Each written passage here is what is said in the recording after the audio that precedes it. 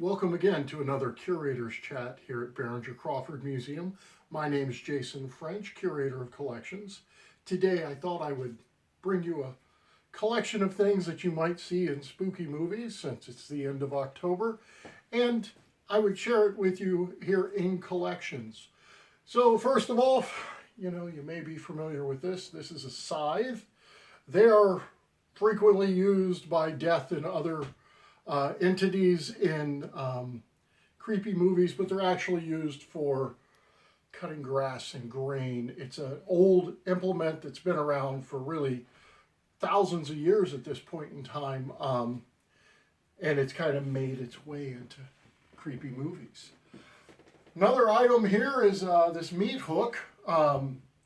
You always see that in a spooky movie where somebody ends up finding the pointy end of it. So I thought I would share that with you and then talk about it so that I can kind of hang the scythe on it for a moment so we can get to some of the other items. So, of course, I have a cauldron here, and it's a Dutch pot, and this one is at least 100 years old, probably more like 150, maybe even 200 years old. It was a very common cooking implement for a very long time, at least since probably the 17th century, these Dutch pots with legs. And we think about witches and witches' cauldrons. Often you'll see these things in movies.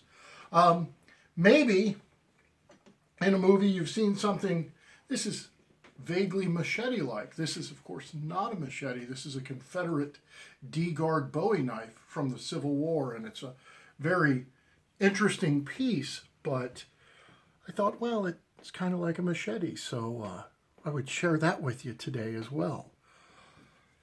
Or maybe in a creepy movie, somebody's having their fingernails or something pulled out. Well, these are tongs. Blacksmiths use tongs to hold their stock while they're forging. And that's what these are, tongs that can be used in blacksmithing and often other things as well. Frequently you might see an old rusty pair of tongs in a film. Or maybe something like this. This kind of looks like an axe, but it's not an axe. This is something that's pretty common in Kentucky, especially in the old days when Kentucky was, a tobacco state. And this is a tobacco knife. It's used in harvesting and cutting the heads off of tobacco. But it's also one of those things that you might sometimes see in a spooky movie at the end of October. And certainly these could be used in non-tobacco related incidences. So I thought I would show you that. And then, of course, spooky movies also have other things. So let's see what I've got in my pot here. What about this old Jack-in-the-Box handmade toy? It's really pretty creepy looking. Maybe it was meant to be like Faust and one of those stories. So, when the end of October and spooky things that you might see in a movie, this little Jack-in-the-Box, that could make a pretty creepy thing in a movie, couldn't it?